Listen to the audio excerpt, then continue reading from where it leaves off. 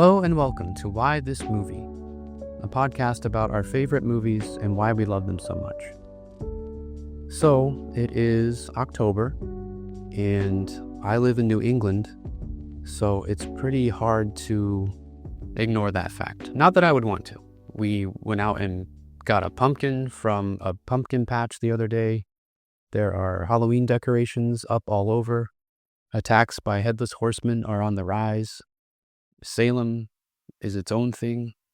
So in honor of this time of year, we're doing a re-release, something we haven't done yet. A look at a scary movie from 1981 called Scanners.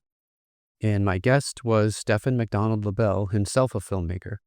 The reason I had him on initially was because we had crossed paths at the Boston Underground Film Festival, where he was showing his film, a low-budget horror picture called Head Like a Hole.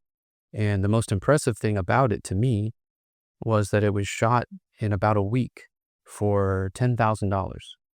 But it is it's a feature-length movie, and audiences were showing up to see it. I was in one of those audiences. So it's one of the things that's kind of specific to horror films is that they tend to lend themselves to being made for very cheaply with few resources. Something like Halloween from the 70s or the Blair Witch Project were made for very cheap and shot in a short amount of time. But there's something visceral about them, about being scared, that, people don't mind if it looks a little homemade. They'll go and see it anyways. So in honor of his film and this time of year, especially this Halloween season, we're taking another look at Scanners, and we will be back next time with a brand new episode. It's always like the anxious balance of like, will people like it to will people react poorly to something? I'm always like, with something that's like so dependent on like humor, I'm like, will it work out? I have no idea. Well, yeah. So speaking of which, at the Boston Underground Film Festival, when we were watching your movie, that audience was with you like 100% of the way. every step of the way. I've rarely seen a more engaged audience. Seriously, like Yeah, I was like so anxious going to that because like I don't know, like I would qualify like our humor to be like very Canadian, which is like it's understated. It's not like here's the laugh line. It's just more of like here's funny, hopefully funny dialogue. And it just like worked. And it was the most like I've told this story a bunch of times already, but like I feel like I was like so anxious going into it, and then all of my anxiety was like dispelled within like the first I think like 10 minutes or so. I was like, okay, cool. when you heard the laughter, like Yeah. It's like so humbling to like be well received in that environment where when you're kind of going into a screening wondering if like people will accept the like no name talent, zero production budget, like how will it go? It's just very, very reaffirming. there's something about like a micro budget movie that if people are going to see it, it's like they want it to be good. Right. Yeah. They're rooting for it. Yeah, I mean, like you're definitely like the underdog, and I would say like there are people that myself in particular, like I like look for like no budget stuff. A lot of like stuff that most people would dismiss as like being like bad movies, like most of like what the American Genre Film Archive will put out. Like people are like they will watch some of that stuff to kind of clown on it, whereas like I watch it with just like absolute like endearment. Like it makes me so happy because it's like there's something about outsider art that's so compelling because it exists outside of like the normal conceptions of like film production that like it endears itself to me like so easily. And like I was like happy that people felt similarly, I guess. Yeah. So like you're watching it unironically. Yes, Yeah. I watch almost nothing ironically. I'm the most like earnest person in the world. Like I'm here to tell everybody to like make their movie is my goal. I want to like hopefully like high five other people, like yourself. I hope you like go and make your project and like I'll be there to watch it. I swear, I promise on my life, I will be there to watch it. I appreciate that, man. Yeah. All right, so Stefan, what film are we talking about? We're going to be talking about 1981's Scanners, directed by David Cronenberg, Fellow Canadian. a fellow Canadian. That's largely, I feel like Canadians don't have like a lot of namesakes to be proud of necessarily. There are a lot of like great Canadian films, but they don't ultimately like there aren't like a lot of like names associated with those. But Cronenberg is ours, and we are like very, very passionate about him as being one of our esteemed genre directors. I would like to scan all of you in this room, one at a time. There are 4 billion people on Earth. 237 are scanners. They'll control your mind, conquer your will, manipulate your body like a toy. Self-destruct, 5 seconds. The pain begins. In your flesh. In your brain. 4 seconds. You feel its power. 3 seconds. The pressure. The pounding. The terror. 2 seconds. You can't breathe. It chokes you. It destroys you. 1 second. You begin to self-destruct. Experience the terrifying power of scanners. You pray it will end, and it will. These so-called scanners are sought out by a private military company with their own designs on how to exploit these mental abilities. This company, called CONSEC, is determined to stop an underground ring of scanners led by a former mental patient who was driven mad due to uncontrollable streams of thoughts that came with his incredible psychic gifts. This guy, played by Michael Ironside, has the ability to kill using his mind. In the most infamous scene, he demonstrates by making a CONSEC employee's head explode.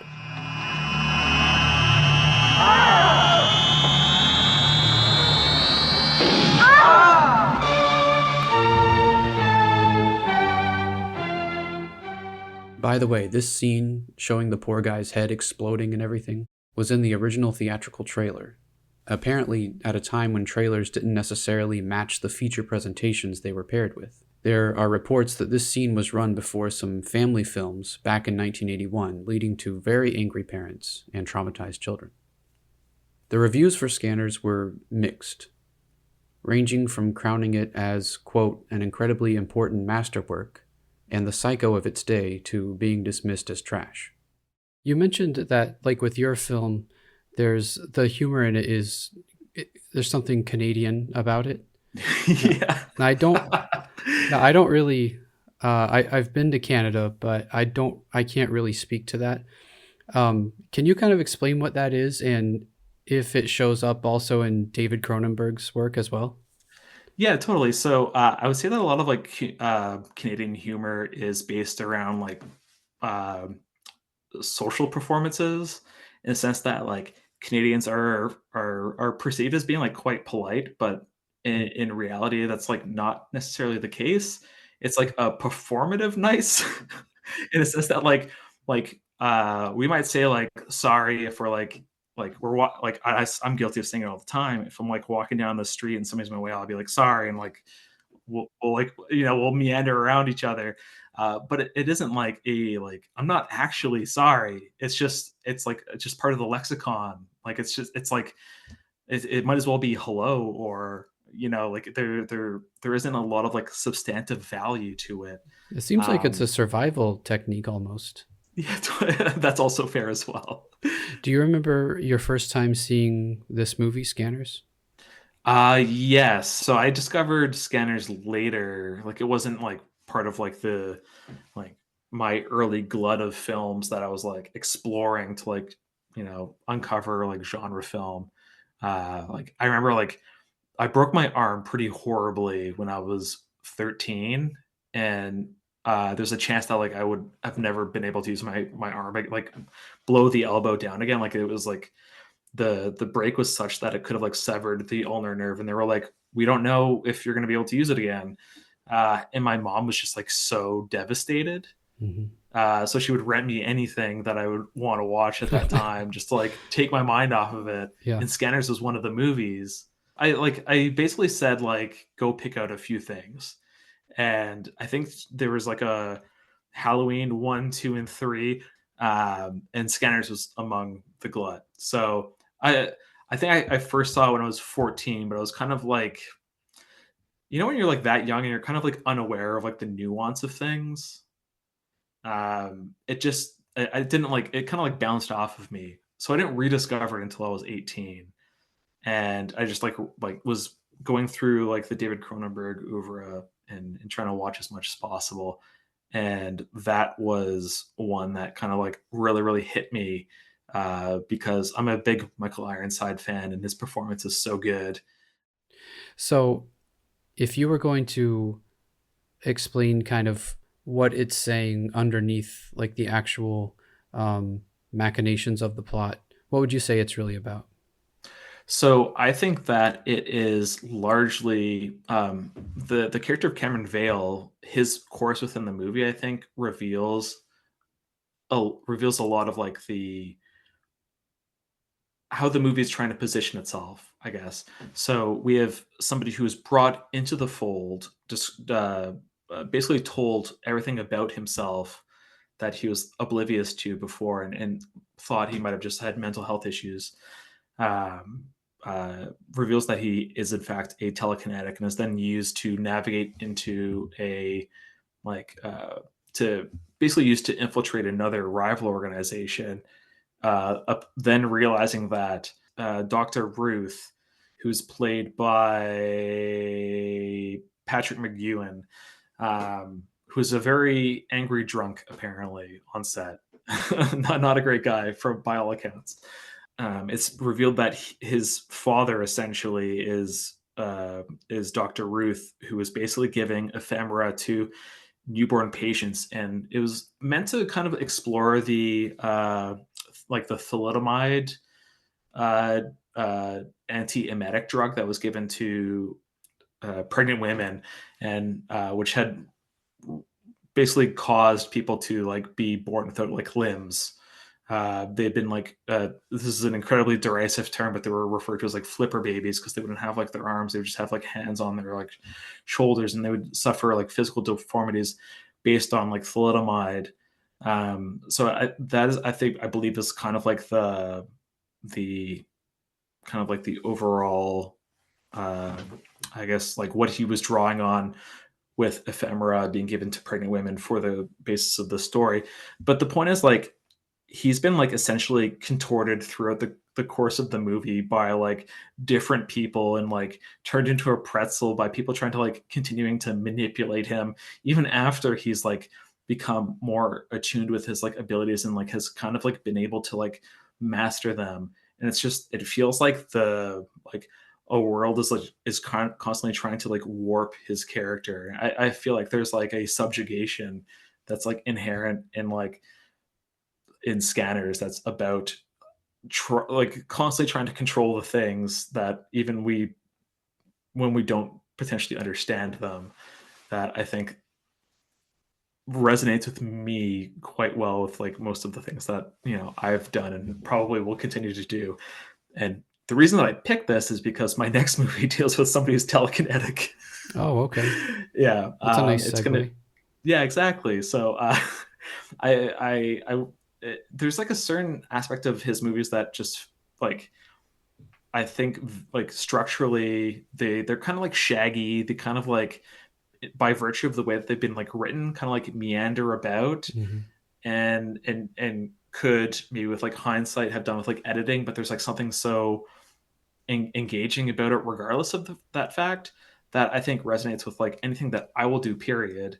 And then also there's all the like the thematic importance of somebody who is has telekinesis, is trying to be controlled by somebody. And the way that I've been selling my next movie is that it's somebody who has it's like parasocial relationships and parapsychology slammed together, and that's what I'm choosing to explore with my next movie. That's cool. Yeah. What did you say? What it's called? Invisible Touch. Right now, I'm continuing the train of movie titles that are song titles. Oh yeah. Okay. Yeah, Genesis. Yeah, of course. Yeah. When you did see it again when you were 18, what was it about it that clicked with you that time? I think there's a very, very a like so. I grew up like very, very poor, like aggressively poor. So I've like anything that I ever want to do with film is largely going to be based within like a socioeconomic context, I think. So a character that is like unhoused, that is like portrayed as sympathetic, is like immediately pretty much endears itself towards me. That doesn't just true like try to, you know, make those who are like hard up look like, rodents like most movies do typically. So I think that is what resonated with me, but also I'm a big fan of like there is like a noirish aspect to this where uh if you've seen this movie, he's basic or if you haven't seen this movie, I guess, he's basically tasked with infiltrating a rival organization to rein in Daryl Revick, who's played by Michael Ironside, the great Michael Ironside. We should all know him from, every movie, a lot of Paul Verhoeven stuff. He's in another really great Canadian movie called Minefield. I think amazing actor. a lot of people my age probably would recognize him from being the bad guy from Free Willy. Oh, really? That's so funny. Yeah.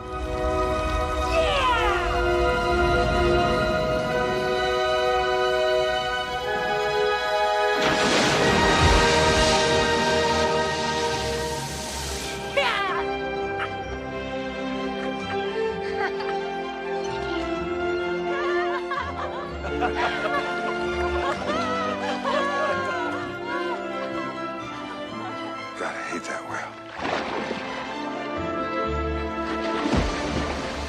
A lot of what endeared me to it was I think he plays like a really great villain. So a lot of villains in movies are just kind of like throwaway characters oftentimes, I feel. And he was one that just like has stuck in my head forever. It's amazing, like when you mentioned like socioeconomic status, it no matter what kind of economy, however the economy is performing, people do not stop going to the movies. Even like during the Great Depression, people were still somehow going to the movies, a lot of them. Yeah. I don't know what it is about. I guess that's one of the values of the cinema in general. I think people want to either they want people to relate to their situation, which movies often will relate to, dire situations in kind of like an analogous, narrative almost, or alternatively offer, escapism or both. So I think that there will always be like a warm place for folks who are like, things aren't great right now, but we can go see a movie and hopefully, that continues even as grim as it looks right now. Well, yeah, both with movies and the way things are now that America is headed toward another depression. We'll see if we keep going to the movies. I suspect we will. It's true. I mean, all economies are intertwined now, so we'll all have the depression together. So high five. Yeah. For some reason, our president has decided to make your homeland our enemy. This was not on our bingo card at all for this year. It's been such a depressing situation. Yeah. Well. We don't need to commiserate. We're both aware.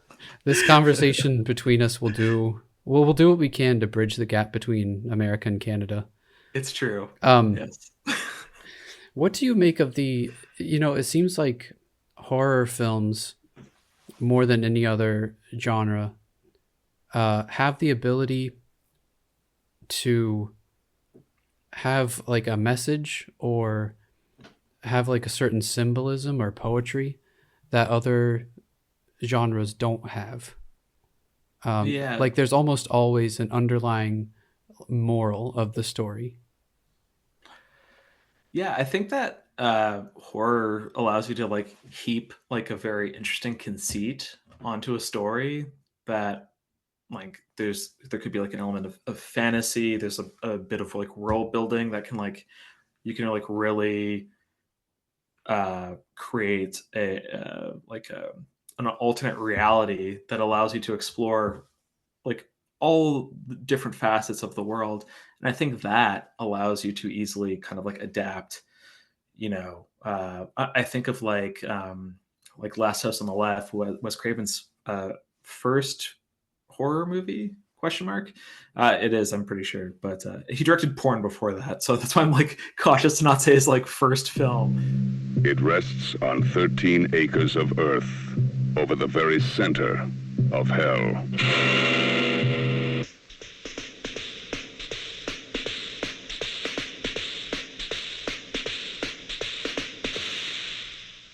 Here's the first motion picture to offer to the daring a look into the final, maddening space between life and death. The Last House on the Left. To avoid fainting, keep repeating. It's only a movie. Only a movie. Only a movie. Sights and sounds far beyond anything you've tested. The Last House on the Left. To avoid fainting, keep repeating. It's only a movie. Only a movie. Only a movie. Take as much as you can. Only a movie. But that was like him looking at the horrors of like Vietnam, essentially. There's so many different movies that you could look at to explore social situations that aren't like you wouldn't watch Last House on the Left and say, "Oh, Vietnam," but allows the interpretation. You can like draw the string across and kind of like understand where it came from. And I think that there's a lot that horror can do to help people understand circumstances that they might not be readily be understood to them. Like there might be something that they haven't considered before that horror can have a narrative for that could maybe illuminate like an issue for them that they were maybe oblivious to. Yeah, I mean, you could read in a textbook Yeah. how horrible the Vietnam conflict was, or you can watch The Last House on the Left, maybe kind of get the same message, but you're being you know what, there's something that when we hear stories, our brains open up and absorb things in a way that they don't when we're being presented with information in any other way. Yeah. Which I think is amazing. I completely agree. I mean, like, I always gravitate towards movies that are trying to, show me something new. Always, like I want to be pushed forward, and that should hopefully be the goal of like most people who watch movies. Even though there are certain filmmakers right now that are trying to say that horror isn't political, which incorrect. all filmmaking is political in general, but everything we do is political, let alone like making movies. But like the things that I enjoy the most, are, I made a short film called You Don't Want Me Here, which is a like gentrification horror film. It's literally, it's like Burnt Offerings, where basically a home is degrading unless it's like fed people to rejuvenate itself.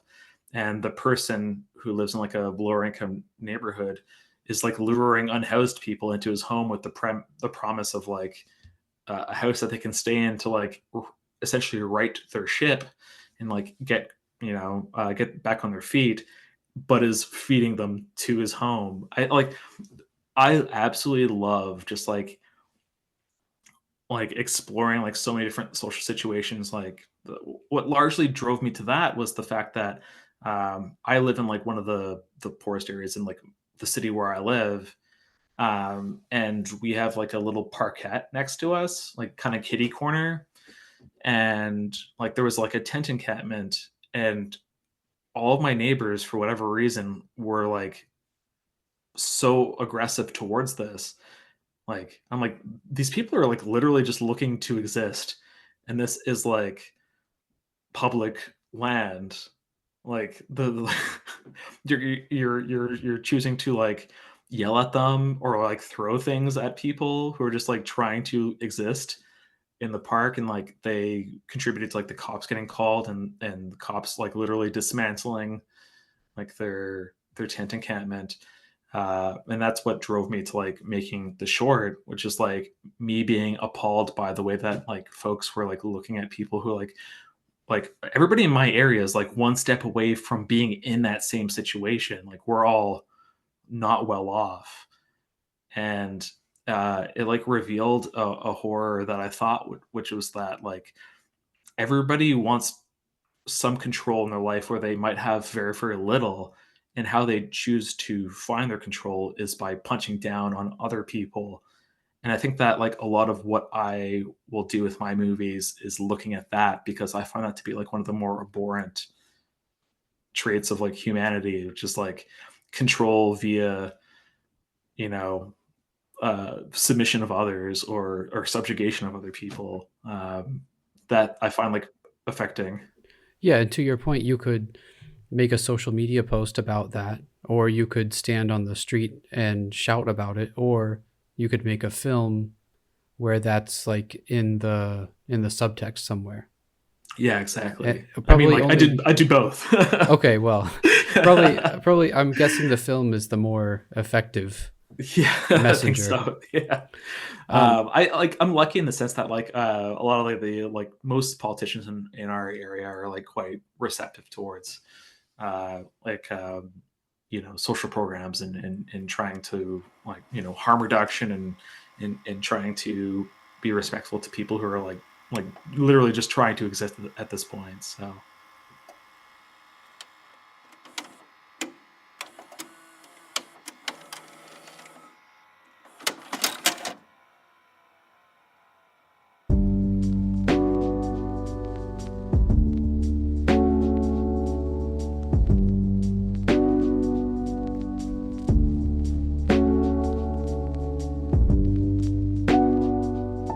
thank you for listening to Why This Movie. If you have a movie that you love that you'd like to talk about, email me at christopherallenmaloney@gmail.com, and you may be featured on an upcoming show.